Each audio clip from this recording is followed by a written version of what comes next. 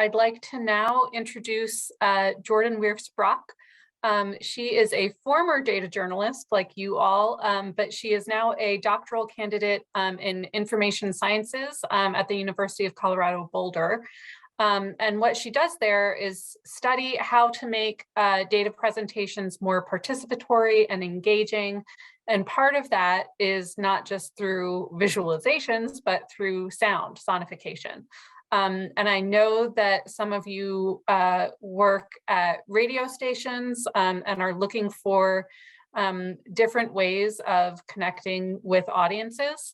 And so without further ado, I'll let Jordan kick us off. Awesome. Thank you so much. All right, I'm going to start sharing my screen. So hopefully you all can see that. Can I get a quick thumbs up if we are seeing it? Excellent. So I am so excited to be here and so excited that you all are eager to learn about sonification. So with that, let's dive right in. So I'm Jordan, and as Anne said, I'm getting my PhD in information science. And I research how to use all of the senses to communicate data. So primarily sound, but I also do some work with things like gesture, taste, even smell. And I used to work as a data journalist in a very small newsroom called Inside Energy. We had less than 10 people. And I was kind of the lone data person there, so I definitely relate to what that's like, and also to what it's like to do data journalism for public media. So how I got into sonification was, I would spend months working on analysis for a data story, and that would end up becoming 1 or 2 sentences in a radio story. And so I got really fascinated with how can we get more data onto the radio, onto TV, into video, into all of these other media. Could I go?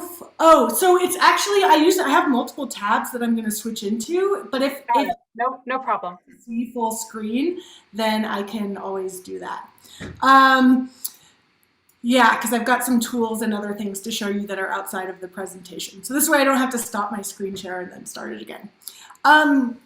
So that's how I got involved in this topic. So here's what we're going to cover today. We've got a lot to cover and only an hour to do it in. So I'm going to start with some definitions, just what is sonification. And then I've got a bunch of examples that you can listen to. And as I go through those examples, I'm going to talk about what kind of data is best suited for sonification. What are some of the dimensions of sound that we can play with? And also, how can you use narrative to help people actually learn how to listen to data? Because this is really new for most people. I'm going to share some tools for getting started and then some additional resources. And throughout this presentation, there's going to be a bunch of hands-on and, more importantly, ears-on activities, so get ready for those. And I do want to mention that I have the Zoom chat open so I can see questions and comments there, and if you want to follow along, I did make a tip sheet that has all of the links that are in the presentation, including a bunch more, and the slides are there as well, so feel free to follow along with those. All right, so what is sonification? I think the simplest definition is it's just any technique for communicating data with sound. So these are charts that you can use your ears to listen to. Sonification practitioners typically mean non-speech sounds, so we're talking bleeps and bloops as opposed to language, but I actually think that we need to buck that trend, so I'm moving toward kind of incorporating speech with non-speech sounds. That's something we'll get to a little bit later. And there's a bunch of kind of related things that are sonification-like, but not quite sonification, that I just want to bring up. So sonification sits within this broader field called auditory display, which is just any way of communicating information with sounds. And that includes things like alarms, things like sonic logos, if you think of the like Intel Inside sound that you can probably recall, things like soundtracks in movies that evoke emotion. Things like auditory icons, so if you are a Mac user, you're probably familiar with the crumbling sound that your trash can makes when you put something, when you delete a file. Things like Foley, which are creating sound effects And then also things like data-driven sound art. So these are all things that are kind of adjacent to sonification that I also like to draw inspiration from. And I just point them out because as I was getting into this field, a big challenge was that I didn't even know what the terminology was, so it was really hard for me to search for examples. Oh, and I think I sent the tip sheet and the spreadsheet, or the slide links just to Anne, so there it is for everyone now that you can actually follow along. So why do we care about sound? Why might we want to use sound in addition to just using visuals? So one reason is that it's able to highlight different dimensions of data and engage people in different ways. So often it's surprising, it's new, it's fun. So yeah, it does have a little bit of a gee whiz factor. But beyond that, there's a ton of research showing that sound and visuals together can actually reinforce learning. It can be super sticky. So when you have more than one sensory modality together, it actually helps people remember information better.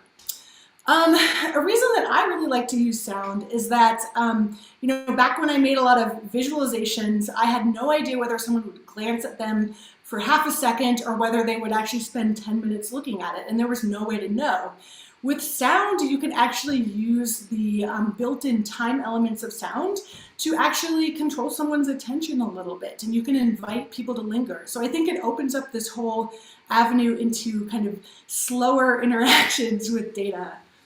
Also accessibility, right? So not everyone can see. And so making your representations of data accessible to people who may be blind or have lower vision is really important and brings in more audiences. All right, so I think one of the barriers to working with sound is a lot of people find it a little bit intimidating. Maybe you don't have a musical background, you don't consider yourself a sound designer, you're like, oh, I'm not a sound person, how do I work with sound? So to help us get over that inhibition a little bit, I have our first activity that we can all do together, and this is a participatory live sonification that we are all going to perform as a group. Bear with me, it sounds a little bit scary, but it'll be fun and we will get through it together. So I've put together kind of a data and sound recipe for us to perform, and we're going to perform data on how much time we spent inside and how much time we spent outside today between 6 a.m. and noon. So this is something I think a lot about as I'm working from home. You know, there's days that go by and I'm like, did I go outside today? So we're gonna kind of do a crowdsourced sonic representation of our data. So here's what we're gonna do. Step one, I'm gonna give you a few seconds to think about 6 a.m. to noon today, whatever time zone you're in. Write down when you're inside and when you're outside. So for me, 6 to 7:30, I was inside, getting up, eating breakfast. I was outside from 7:30 to about 8:15, running with my dogs. And then from 8:15 until noon, I was inside, you know, working, eating lunch, all of that good stuff. So take a few seconds to write that down. This will be your notes, kind of your score that you'll perform. All right, so hopefully you have that written down. And then here's what I'm gonna do. I'm gonna play a video that counts off the time between 6 and noon in 15-second intervals. And as the video plays, we're going to make a sound for inside and then a sound for outside. And this can be any sound you want. So you might just go inside, inside, inside, inside, outside, outside, outside. Or maybe for inside, I want to do this like clicking of my pen, or outside I want to do kind of a clapping or tapping. Whatever you want to do, it's totally up to you. So think of your sounds. Okay, hopefully everyone has a sound that they're going to make for inside and for outside. And then here's the scary but fun part.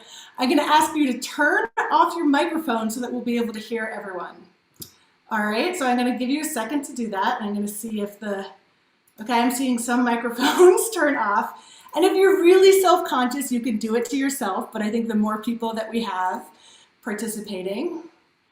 Okay, and I'm going to do it too. So, all right, so I'm going to count you down, and then I'm going to play the video. So here we go. 3, 2, 1.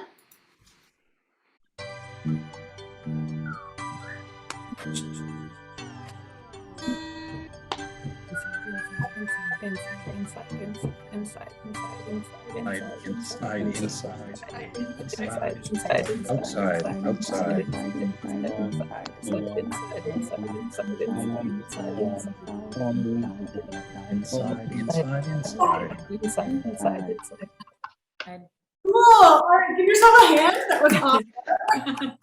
Thank you so much for playing along. And again, I start with this exercise because we all have the ability to create sounds and to embed information and data into sounds. It's something that we do all the time, even if we're not conscious of it. And I'm curious if you have any other reactions, what it felt like, how, what it was like to do this. Pop those into the chat.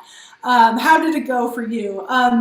What I like this is when you actually make sounds with your body, with your mouth, you kind of uncover new insights. So for me, the fact that I had to say inside so much, I realized how much breath it took, and I was like, wow, I was inside for a long time.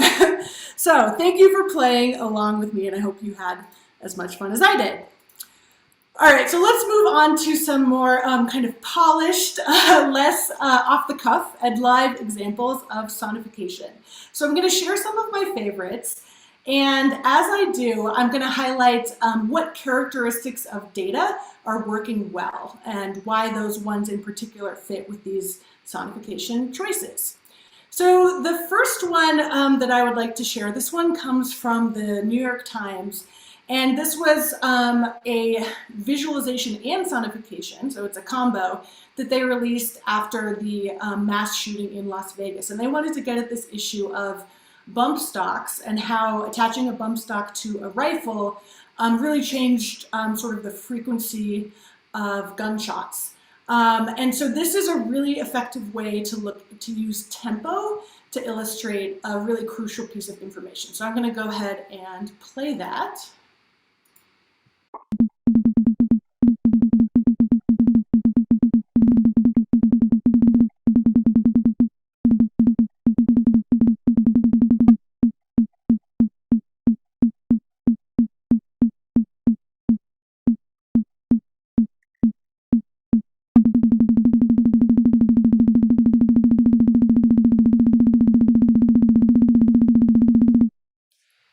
So here they're emphasizing the contrast between a rifle without a bump stock, a rifle with a bump stock, and an automatic weapon. And yes, they do have that information visually with the spacing of the dots, but you experience it in a more visceral way when you're able to hear the sound. And there they're actually using real time, like that is the real tempo. And they made some choices, right? So they could have used some gunshot sound, but they didn't. They used this really simple tapping sound because I think it's emotional enough and visceral enough just to hear it the way that it is. So they didn't need to kind of go above and beyond and add additional shock value to it. But that's an example of how tempo and frequency work really well. So if you have a data set that is showing how often something is occurring or how frequently something is occurring, that goes very naturally with sound, which always unfolds over time. Another example that uses frequency and timing really well is one that Michael Corey, who formerly of Reveal, did. And this one has to do with the oil and gas boom in Oklahoma. And it represents the frequency of earthquakes. So before the oil and gas boom, there were very few earthquakes in Oklahoma. After about 2008, 2009, they put in a lot of injection wells, which ended up kind of lubricating the faults, and they had a lot more earthquakes. And so Michael Corey represented this through sound. And here you're going to hear kind of each sound is an earthquake, but then also the loudness and the pitch of the sounds are mapped onto the magnitude of the earthquake. So we have multiple mappings here. So let's take a listen.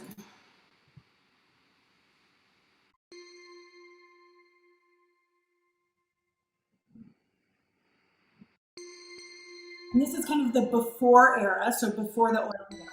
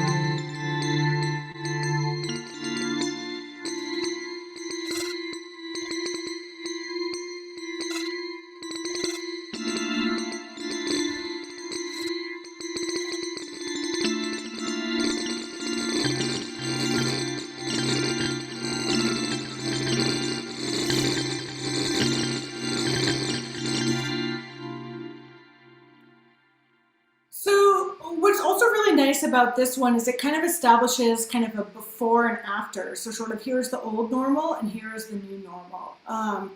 And so I think sonification can also be really effective for communicating state changes in ways that, like, yes, you could see it visually. You can even see it looking at the waveform. You can see that it looks different. But when you hear it, you actually experience that change unfolding. I think sonification is also really useful for engaging our sense of physical and tactile metaphors. So another example I really like is one that Elias Elmquist did. He's a PhD student. And this is representing the physical properties of different planets in our solar system. So this one is for all of the astronomy nerds out there. And here he's really engaging physical metaphors. So the first one is sonifying the gravitational field of the various planets. So let's take a listen to that one.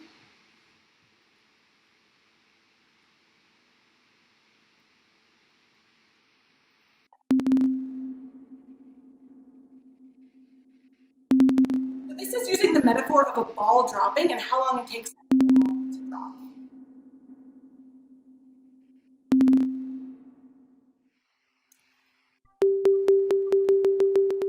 On Mars, where the gravitational field is weaker,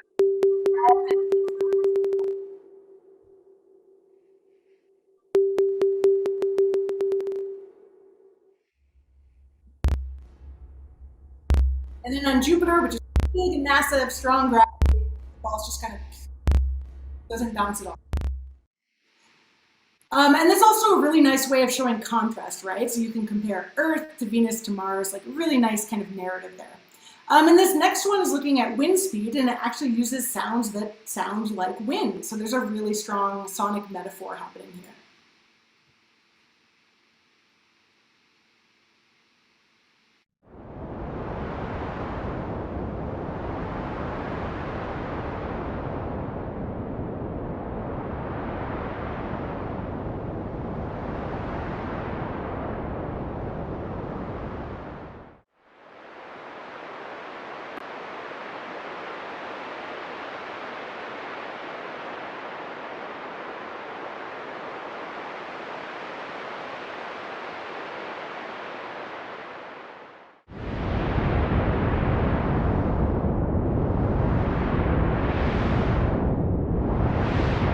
What I also really like about these is that Elias used some very simple but really powerful visuals to help reinforce what you are listening to. So again, the combination of the visuals and the sounds there, and this is done really well. Like, they're simple. It's just simple things like thicker atmosphere, higher wind speed, but that helps you kind of connect and interpret what you're listening. All right, so we're going to get to more examples, but before we do, let's take a step back and think about some of the dimensions of sounds that we've been hearing and that are at our disposal for creating data representations with sound. So on the left, I have some sonic parameters, because one technique that is very often used is called parameter mapping, and that's a jargony term that just means you pick a component of your data and you match it up to a component of sound. So say you have magnitude of the earthquakes, as you heard in Michael Corey's sonification. He mapped that onto both pitch, right, whether something's a high note or a low note, but then also volume or loudness. So pitch is one dimension that we have. Another one we have is a musical concept called timbre, and that's if you think about the difference between a flute playing a set of notes and a violin playing a set of notes. They could play the exact same notes, same pitch, same loudness, but they're going to sound very different. So timbre is what we refer to as like the quality of the sound. It's kind of the voice of the instrument. And so you could have multiple dimensions of your data that are mapped onto different instruments, for example. Another one that we have is tempo, and we already talked a lot about that and how that's useful. But you could also think about taking the same sound clip and speeding it up and then slowing it down. So think about how if you hear someone's voice and it's sped up and it's really high pitched, or then it's slowed down and it's really low. So that's something that we respond to quite a bit. And then kind of an emerging dimension that you can use is spatial audio. So things like, is it panning to the left or the right? And this is something where in the past I may not have recommended using it because you don't know what speakers someone will be using. Are they going to use headphones? Are they going to use their computer speaker? Are they in their car? But more and more people are like walking around with AirPods and equivalent, which actually do a really good job of spatial audio. And our ears are really good at picking up on like 360-degree sound. So this is kind of my prediction for the future, is that I think there's a lot to be done with spatial audio. But then there's also things that are more kind of compositional. I have to do more with the mood of the sounds. And so on the right, I have some other things that you can think about playing with. So one of those is auditory icons or sonic events. So I already mentioned kind of the trash can crumbling. If you had maybe categorical data, so different events that you wanted to represent happening, you could have a different auditory icon for each type of event.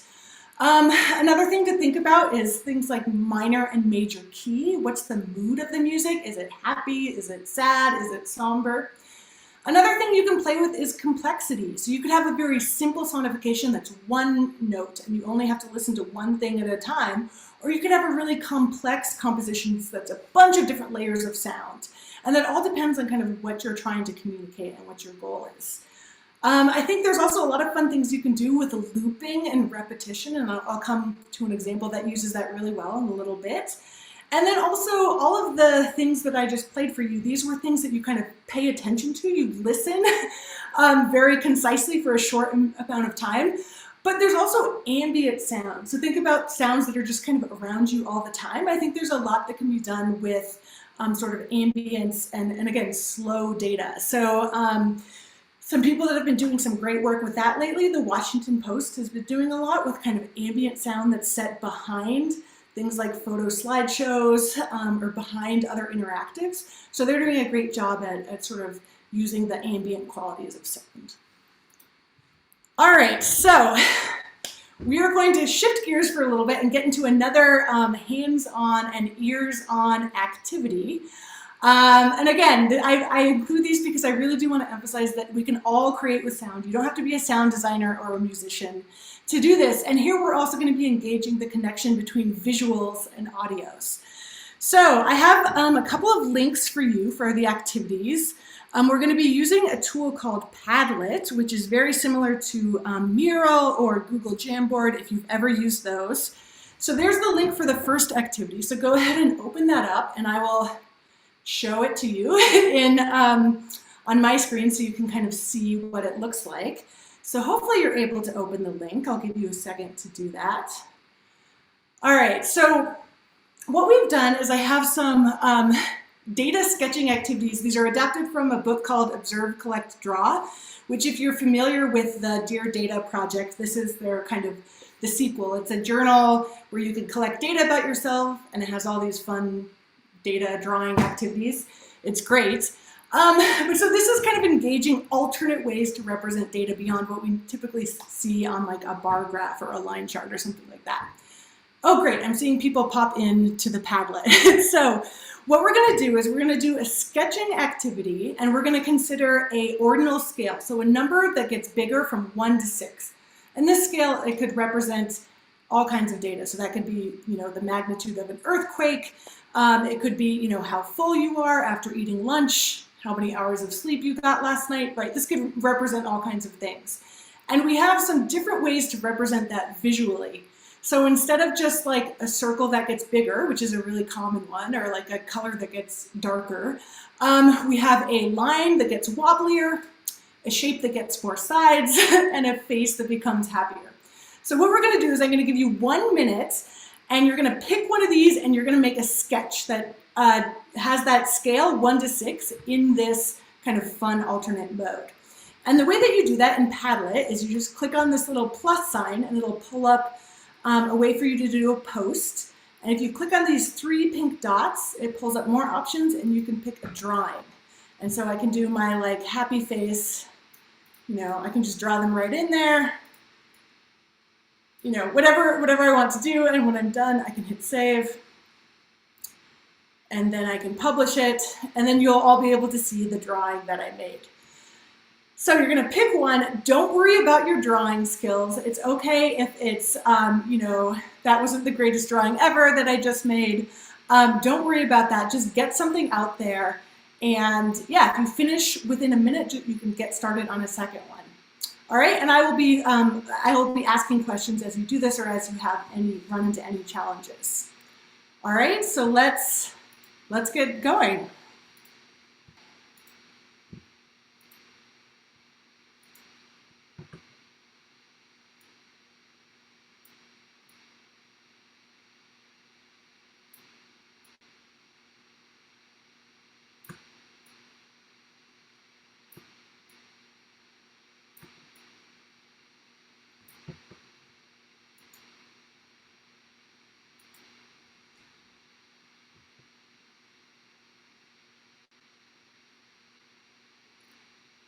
All right, so take about 10 more seconds. This is awesome. I'm starting to see them pop up.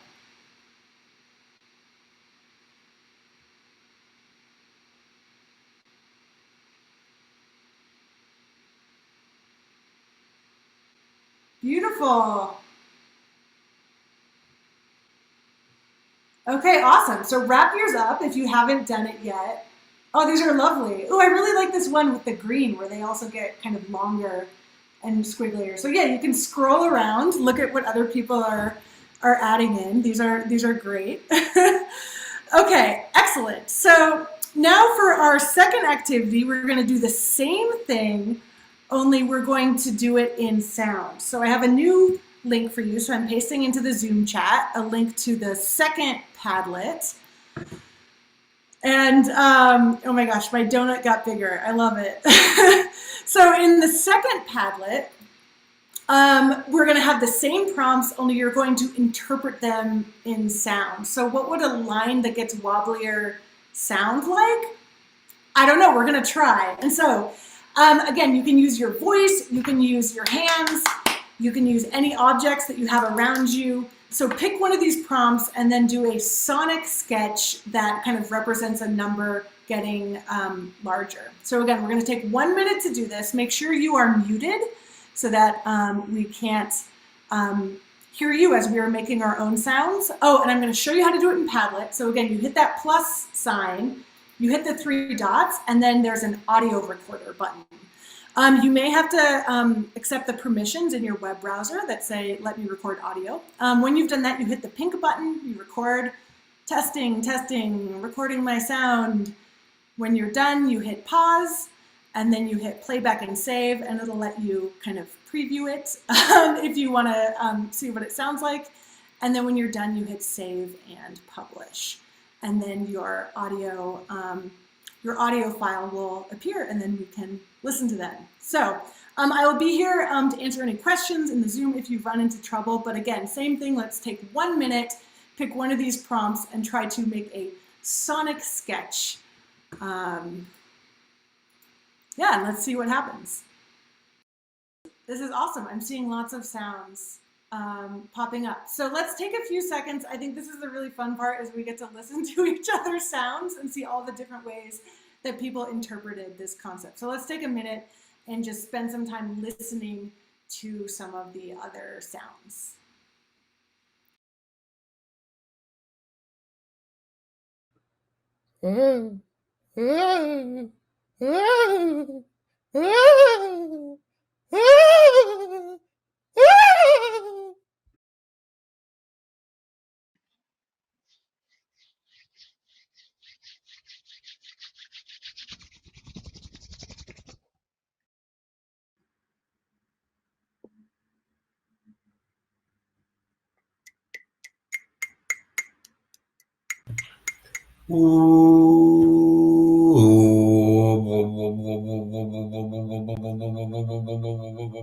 Okay, hopefully you had time to listen to at least a few of these. I'm definitely going to come back and listen to them all because these are all really good and really fun.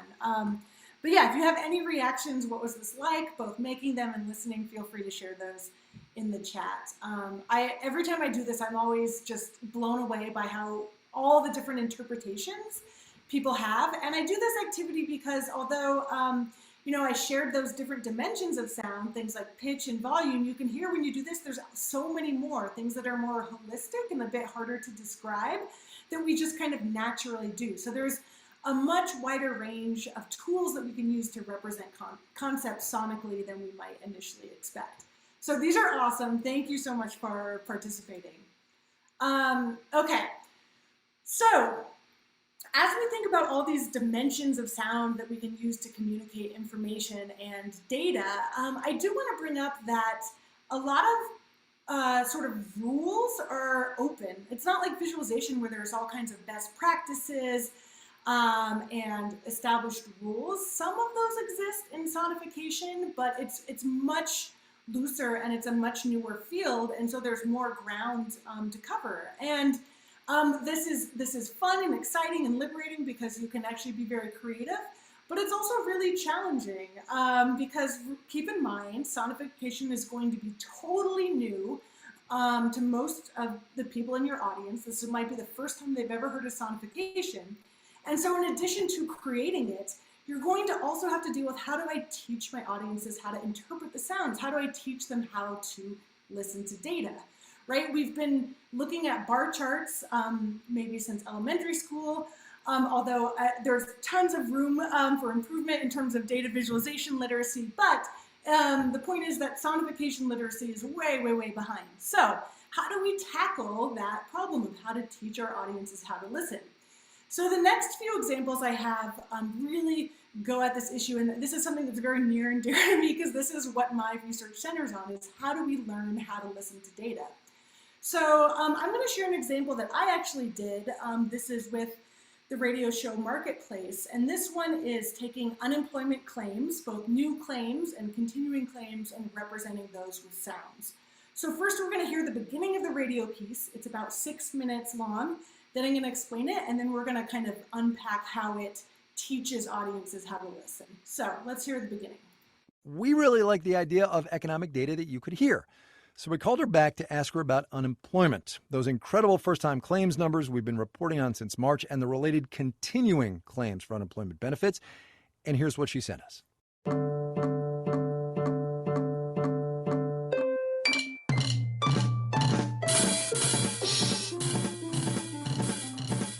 All right, so that is what unemployment in this economy sounded like from February to the beginning of this month. But since most of us aren't really used to listening to data, we have gotten Jordan back on the phone to help sort it all out for us. Jordan, thanks for coming back on.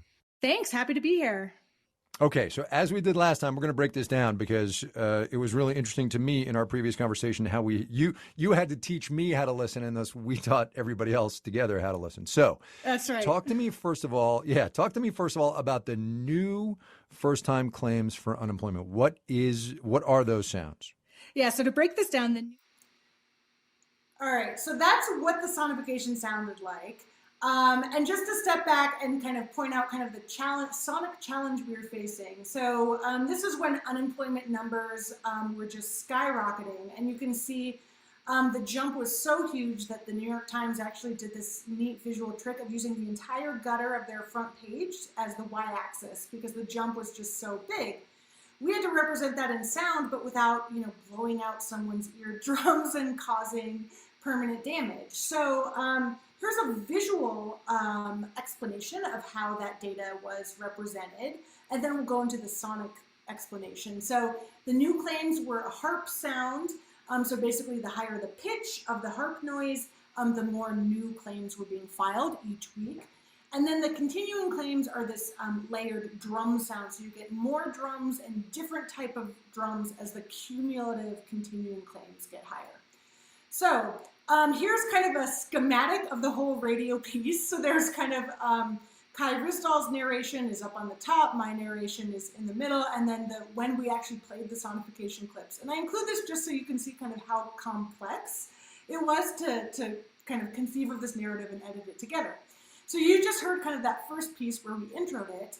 And now we're going to listen to kind of the middle piece of the radio segment where we break down the sonification and teach audiences how to listen. So let's hear that. Okay, so as we did last time, we're going to break this down because it was really interesting to me in our previous conversation how you had to teach me how to listen, and thus we taught everybody else together how to listen. So That's right. talk to me first of all about the new first-time claims for unemployment. What are those sounds? Yeah, so to break this down, the new claims are represented by a harp sound. So one note for each week of data.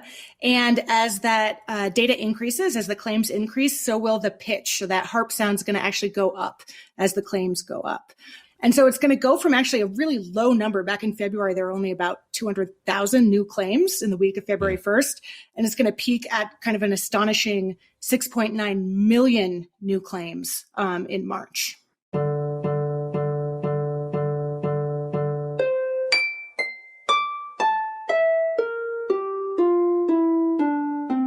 Okay, so first of all, that was kind of amazing. Second of all, the continued claims, that is, people who are still claiming those unemployment benefits. What are those sounds?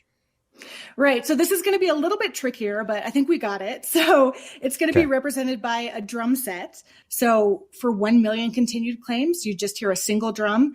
17 million would be 17 drum sounds. And they're going to be kind of layered on top of each other. And there's one more little sonic wrinkle in there, which is that as you hear more drums, you're going to hear different drums too. So when the numbers are low, so between 0 and 5 million continued claims, it's going to be a rattle drum, drumsticks for 5 to 10 million, tom drum for 10 to 15 million, onto a snare drum for 15 to 20 million, a hi-hat cymbal above 20 million, and then we've got a crash cymbal at the peak, which is nearly 25 million continued claims. Let's say, just for instance, we had 12 million claims. What would that sound like? Yeah, so you would hear 12 drum sounds layered on top of each other, and you'd actually hear 5 rattle drums, 5 drumsticks, and then 2 tom drums. So you hear this cacophony of drums building as it gets bigger. Which is not unlike the way the unemployment claims have been sounding. So let's listen now actually to continued claims during this pandemic-induced recession that we are in. So here we go. Let's listen to this.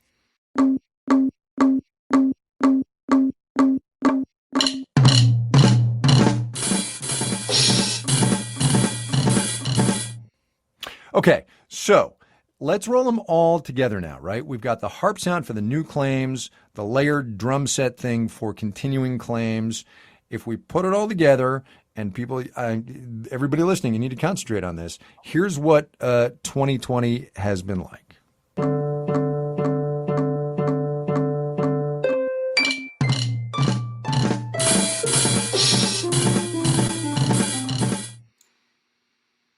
So after this kind of little ear training session, we then used a new data set. So from the Great Recession back in 2009, same sonic mapping so that people could contrast that now that they kind of had developed this new listening capacity. So that was kind of an audio-only way of teaching. And I also wanted to share an example that combines audio with visuals. So this is an example from Alan Smith of the Financial Times. He did this really great animation and sonification on the yield curve. And in the interest of time, I'm going to show you kind of the part where he's explaining how to listen to the sounds. Before this, he does this whole really awesome explanation of what the yield curve is.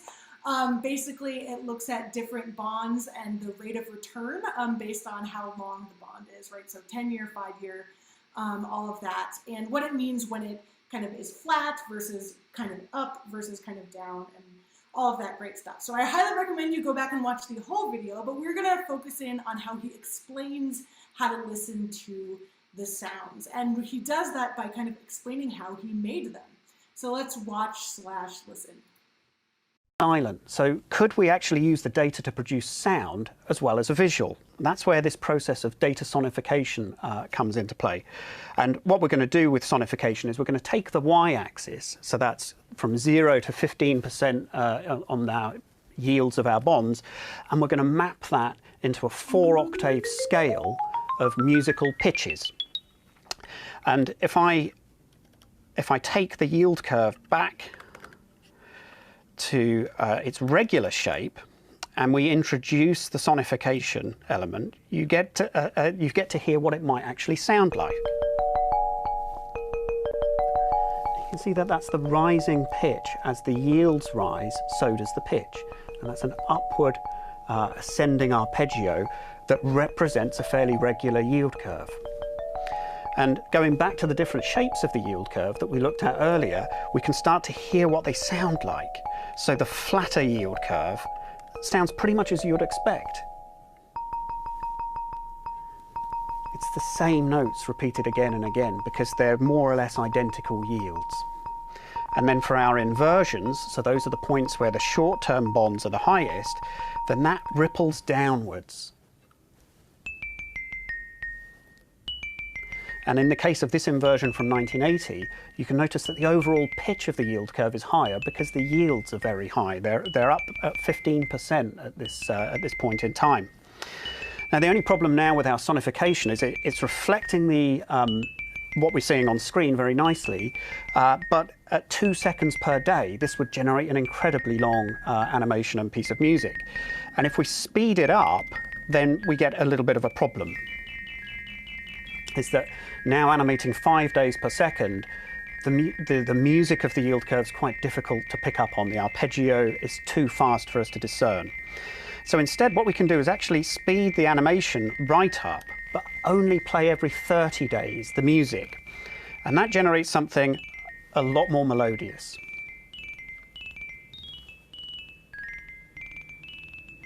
And you can hear those changes in pitch, the level of the pitch and the direction of the pitch really following what we're seeing on the screen now in terms of the animation.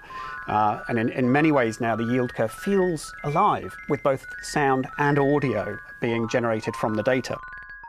One issue now is that in audio space we don't have the equivalent of our year markers or our date markers. We don't know what the passage of time is in the audio space. So the first thing that we can do is introduce a bass drum. And all the bass drum is going to do is it's synchronized to the month. So when you hear a bass drum, the gap between the bass drum is 1 calendar month. And you can see that's perfectly synchronized to the date on the screen. What we can also therefore do is introduce, so we're tracking the month. Let's try and track the years. This time what we'll do is we're going to add on a year in vocal form. 82, 82, 82, 82. 83, 83, 83. You can see that I've placed a slight delay, a repeating echo on the voice so that it fades out through the year, so you get a real sense of progression over time. And then to provide a final join between what we're seeing on screen and what we're hearing, we can also play a sound effect whenever those peak inversions appear on screen. So I'm going to take it right back now to 1979 with 4 layers of sound on. 1980, 1980, 1980, 1980. You can see now that there's a perfect join between what we're seeing on screen and what we're hearing in the audio. So we really have sonified this yield curve. Now, so I really like that example because it also uses loops and repetition in a really, really effective way. So let's review kind of some of these techniques for how to help audiences to learn to listen. And these are things that you can do with spoken narrative, if it's an audio piece or a video, or through text, right, and annotation if it is a web piece. So you can explain how to listen to the sounds through narratives. And we heard kind of 2 different types of narratives. So the yield curve one was using kind of the story of how he made it as the narrative structure. Whereas in the marketplace piece, we're using this kind of teacher-student dichotomy as the structure of the narrative. You can use speech-based annotation. So in the yield curve one, we heard write the year, 81, 82. There's other things you can use speech for to annotate, right? So values and things like that. So I'm really encouraging you to kind of mix speech and non-speech sounds. If you think about a visualization, you wouldn't publish a bar graph that didn't have labels on the axes. Like people would be like, what is this? I don't know what it means. So why would you publish a sonification that doesn't have kind of labels of what the sounds mean, which people do all the time. Another thing you could do is break down your sonification into different layers, into different components, isolate them, and then put them back together, right? So even if you have a complex sonification, you can kind of present it in different ways. Like, here's one element of the data, here's another. You can also highlight notable examples. So that's something that in the yield curve one, he's like, okay, this is what it's like when it's flat. Let's listen to a flat one. Or in the marketplace one, it was like, okay, here's what low unemployment sounds like. Here's what high unemployment sounds like. So you can emphasize those examples and kind of pull them out of context and have people pay attention to them. Also, repetition with variation is super effective for training someone's ear. And then something that I'm experimenting more with is inviting your audiences to actually participate in an embodied way. So encourage them like, okay, tap your head along or hum along to it as a way to kind of internalize or embody what's happening with the sounds. So those are some techniques that you can use to help people learn to listen. All right, so we've got about 15 minutes, just a little bit left. So I'm going to try to speed through. I wish I had more time with you, but I do really want to give you some of the tools that you can start making with sound and data. So as you think about your process for doing this, there's a lot of kind of conceptualization and brainstorming, and hopefully you got a feel for that in some of the sketching activities that we did. Then you're going to have to actually turn the data into sounds in some way. And so there's a bunch of tools that don't require any coding at all. And I'm going to show you one called TwoTone, and then maybe really briefly Highcharts, Sonification Studio. And so those you don't need to know a line of code. These are all graphical tools that you could get started with right away. If you're someone that is more comfortable with code, I just want to point out that there are plenty of coding platforms out there. One that I think is the easiest to get started with is called SonicPy. It actually is built off of Ruby, but I started using it. I'd never used Ruby before. It's a live coding platform, which is really nice because you can hear what you're making in real time. The earthquake sonification from Reveal, that was actually Michael Corey made a custom Python package to do that called MIDI time. It's still out there. So if you're a Python person, you can use that. If you get more ambitious, there's an open source software platform called Super Collider where you can literally, the sky's the limit. You can do anything, although there's a pretty steep learning curve. And then I do want to point out kind of a nice kind of visual graphical coding option is Max, although that is not free. And then once you've made your sounds, you're going to have to mix them somehow. You're going to have to do some audio editing. And again, there's so many tools out there for that. But free ones would be Audacity. Audacity is totally free, so you could start mixing audio and that. If you're a Mac user, GarageBand comes installed, I believe, with Mac OS. If you're someone who's using Adobe Creative Suite, Audition, that's what I tend to use. There's Pro Tools. There's many, many, many more, and I've put way more resources on your tip sheet as well. All right, so let's take a look at TwoTone real quick, and this is going to be a super quick live demo because I do want to encourage, just emphasize how accessible this tool is.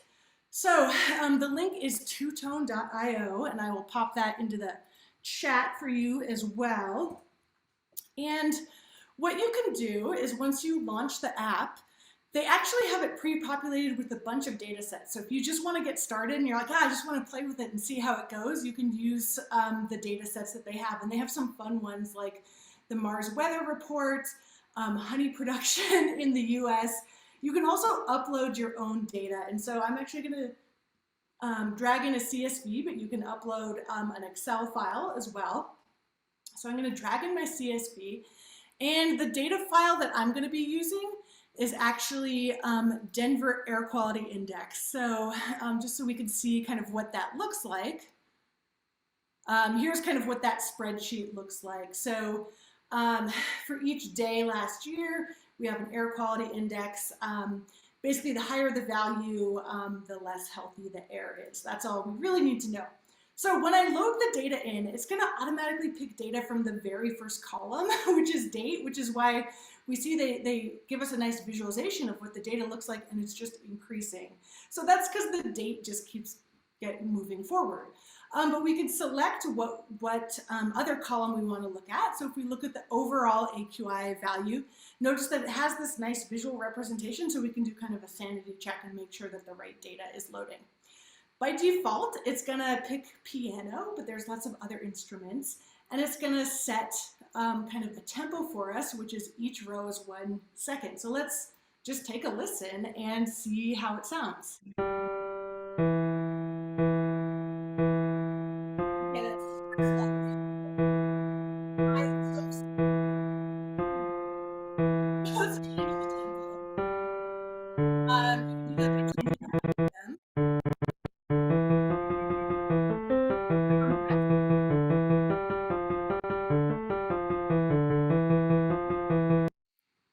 See what that sounds like? Oh.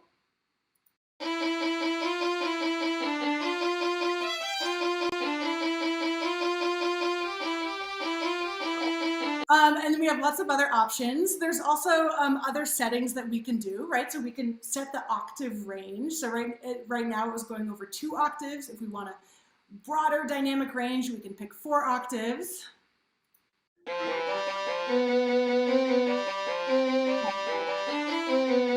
We can also change, so right now it's playing 1 note for each row of data. We can actually tell it to play 2 or 3 or 4 notes.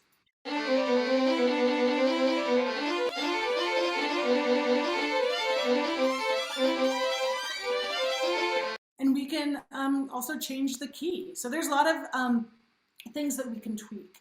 You just play around and see how it sounds. Another thing that we can do is we can add in another layer of data.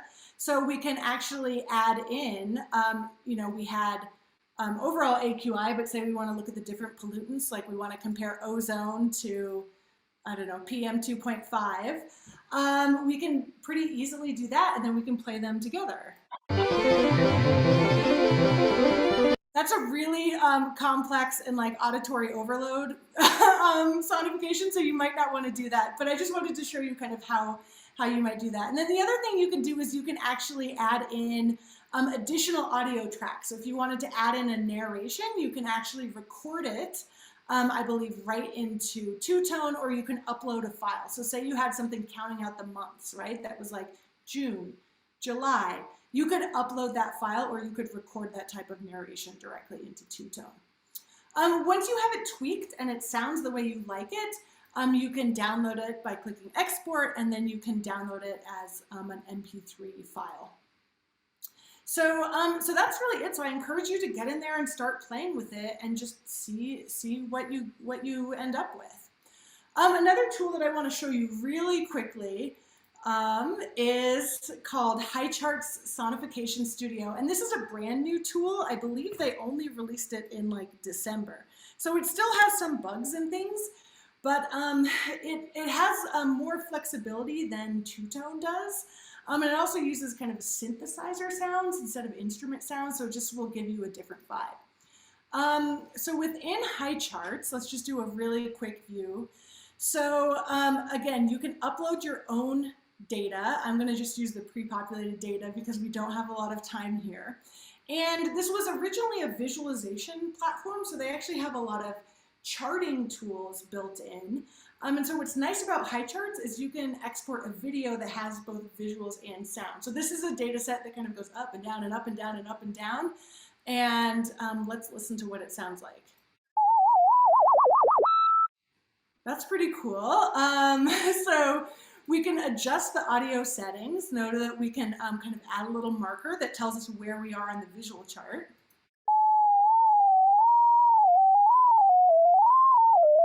Adjust the speed, make it really slow, make it really fast. It doesn't seem to be changing the speed. I'm not quite sure why. And it's mapping onto pitch right now. But one thing I want to point out is that you can also map onto volume or the duration of the notes. So you can do different data mapping. So not just mapping the data quantity onto pitch, you can also do panning, volume, duration, which is pretty cool, right? So we can set that from fixed to mapped. We can tell whether we want it to map onto the X or the Y axis. So now hopefully the volume should change as well.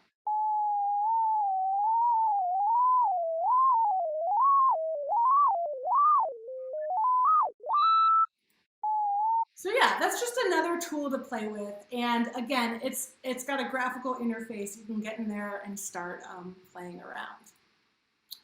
All right, so I did have one final activity, but I don't think we have time for it. So I will just kind of share this as a challenge, a homework assignment for you to do as you go beyond this seminar and out into the world and start playing with sound. So what I was hoping that we would do is kind of think about a story that you're working on in your newsroom and how you might represent a data set from that story in sound. And so what I was hoping that we could do is kind of first describe that data set, what's interesting about it, what do you notice in it, then make a written description of how you might represent it in sound. So before you start brainstorming directly in the sounds, just kind of describe to yourself like, oh, I could imagine the volume getting louder, or I can imagine this interesting auditory icon that happens every time this event happens.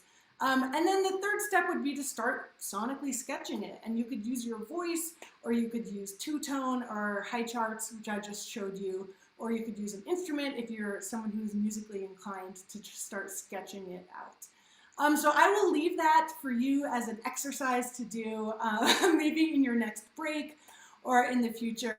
And I will check up on this and add comments. So if you do add something later, I will come and look at it and give you some feedback. All right, so to wrap up, there's tons of resources out there, and I just wanted to share a few of them.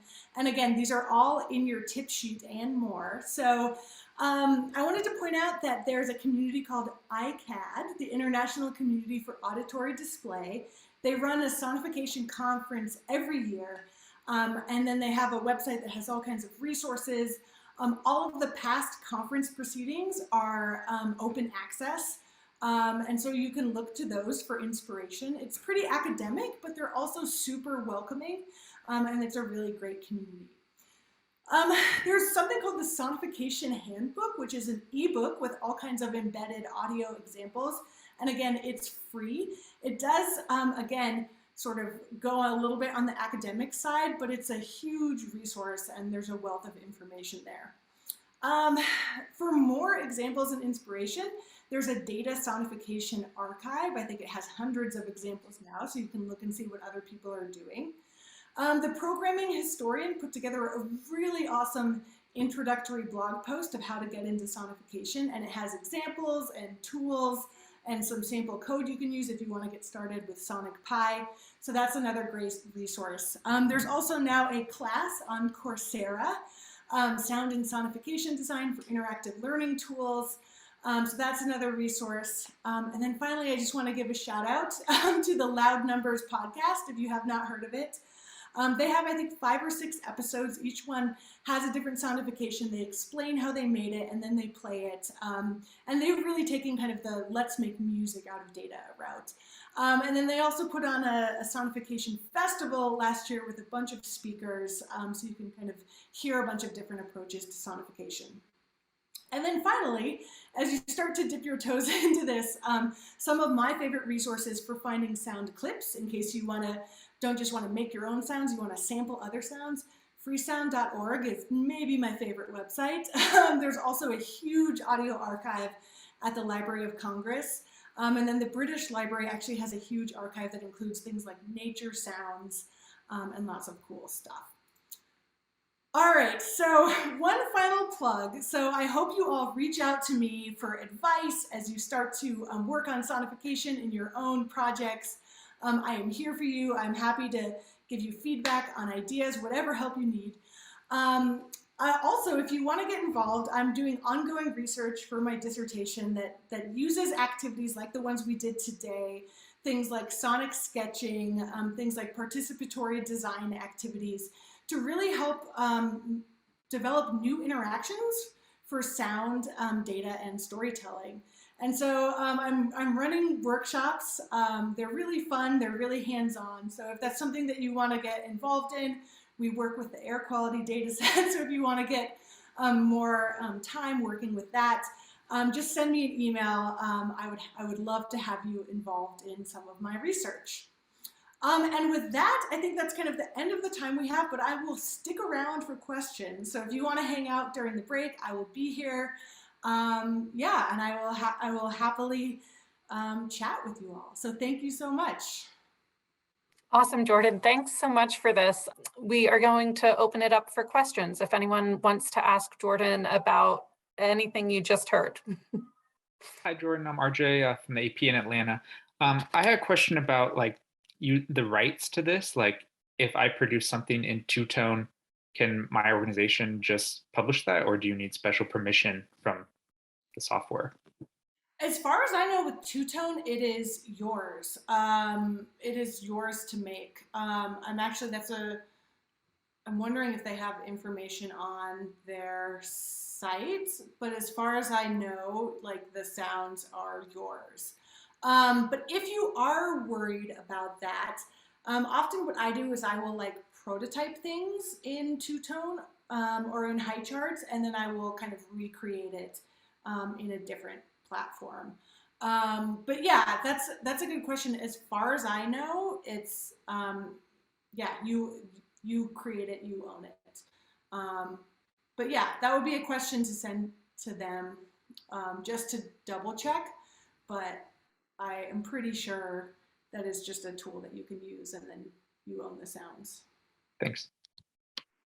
I'm curious, I know you said like people interpret things very differently, and so it's a very expansive and creative field, but do you think it would help if, or is there any kind of movement towards making specific sonic parameters mean certain things so that it can be used in radio stories and things like that, and people understand it better, audiences understand it better? Yeah, and I think kind of the closest thing we would come to that is like thinking about something like mapping a quantity onto pitch. Like, if the number gets higher, then the pitch gets higher. Right. You can reverse that scale, which actually in the earthquake sonification, that's actually a reversed mapping. So the pitch actually gets lower because that's more like visceral. And that's something where I've tried reversing the scale, but then because like with the unemployment one too, it's like, wait, but higher also is associated with better and good, whereas when unemployment numbers are higher, that's actually a not good thing. So maybe the pitch should get lower. But that was something where we had editorial discussions at Marketplace where they're like, no, I think we need to just keep it logically like higher number, higher pitch. So again, there's no like best practice or like this is the standard, but there has been a lot of research done on what people intuitively take away from the sounds. And a lot of this actually comes from physical quantities. So if you think about a drum, like when you have like a really small drum, like it's a usually higher pitch than you have like these big bass drums, they tend to be rumbled. So there has been some research on things like size and pitch and how people kind of naturally assume that kind of bigger size actually means lower pitch. So yeah, people are researching kind of like what the sort of physical relationships are between concepts and sounds. And so I think that research is really exciting. And so I think there is stuff to go on from there in terms of like, you don't want to overturn kind of someone's assumptions about how sound works physically. But yeah, beyond that, I think it would be helpful to have some standard practices. And then as always, like rules are made to be broken. So we have standard conventions in visualization, and it's really good to use them. And most of the time you want to use them, but then you also know them so that you know when it's appropriate to break them. So yes, I think having kind of more of these kind of shared understandings, common mappings, I think would help sonification get more kind of widely used. But then also kind of knowing when to then disrupt those conventions is pretty important too as a data storyteller. I'm really curious to hear if anyone is like thinking now about how they might use this in their own work, if there's any kind of data stories that you're working on that you think you might want to use sound. I could see it being applied maybe as we look at government spending and the influx of money in the economy, and compare it to pre-pandemic versus now, that could show quite a bit of, I guess I would anticipate like a chaotic sound coming since the first stimulus bill in the spring of 2020. Cool, I love that idea. And I love the idea of kind of looking at more ordered patterns versus chaotic patterns. I think that's a really nice case to use sound, because that's something that I think our ears are probably pretty good at picking up. I think for me, there's definitely, because I've been covering, I'm an independent journalist, and I've been covering migrants, one of, I guess, my beats that I cover, but specifically Black migrants, and especially migrants coming from Africa and the Caribbean arriving at the United States southern border. I really do think there's an opportunity to kind of show how much it has increased in the last decade.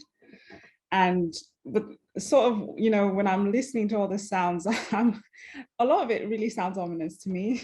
And I'm sort of wondering like how those choices creatively are made, really, because what I don't want is a situation in which it sort of trivializes it, or it just makes it very difficult to consume, because a lot of people who read this news are affected by it.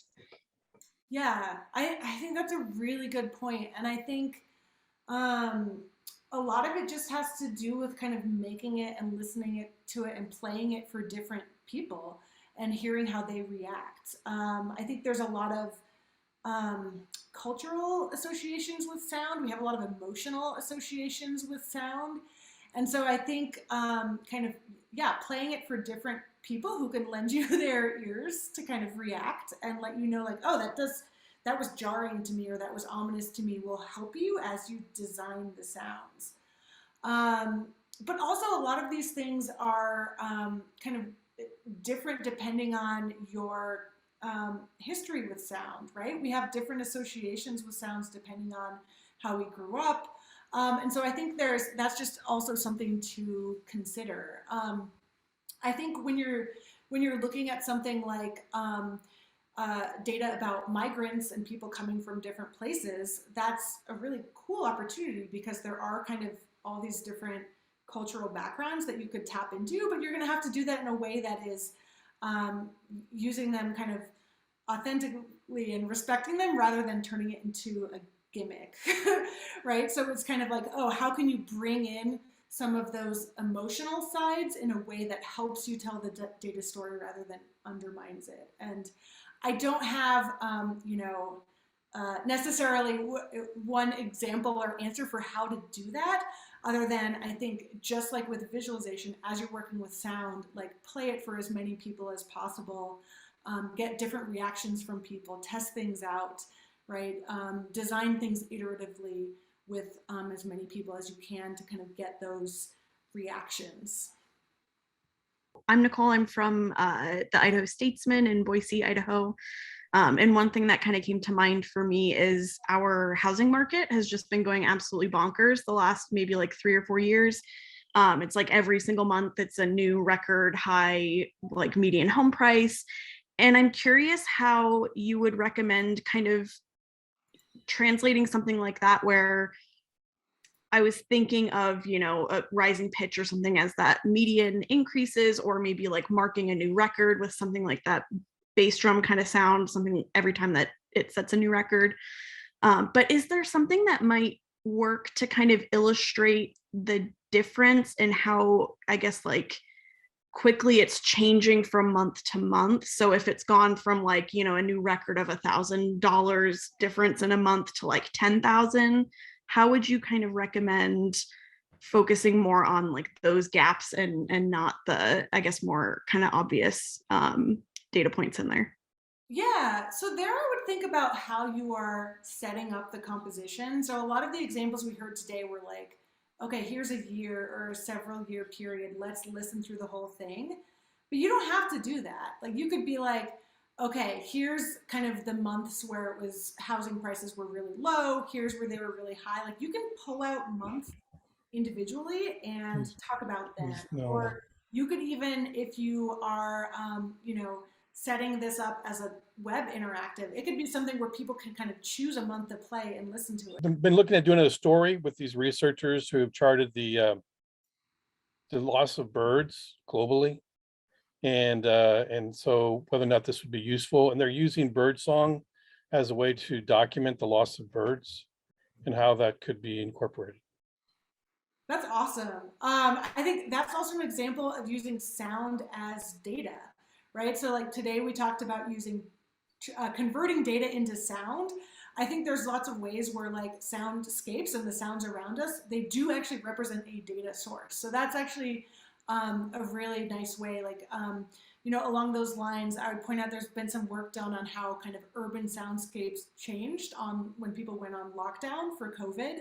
And so, yeah, that's another kind of type of story that you can use, is using soundscapes as data themselves.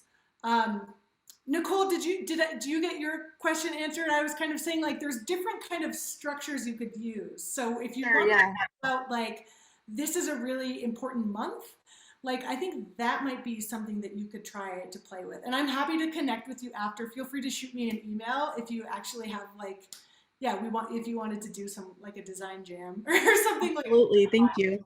I think that'd be really fun. Well, if not, even if you don't end up doing anything with data sonification, I hope if nothing else that this has inspired you to think about data in different and more creative ways. Since this is obviously an auditory thing, let's let Jordan hear our gratefulness. Thank you so much for your time and your expertise, Jordan. Yeah, it was fun. You all were great. Thank you for playing along with all my loopy activities. Yeah, you were great. So yeah, I really had fun.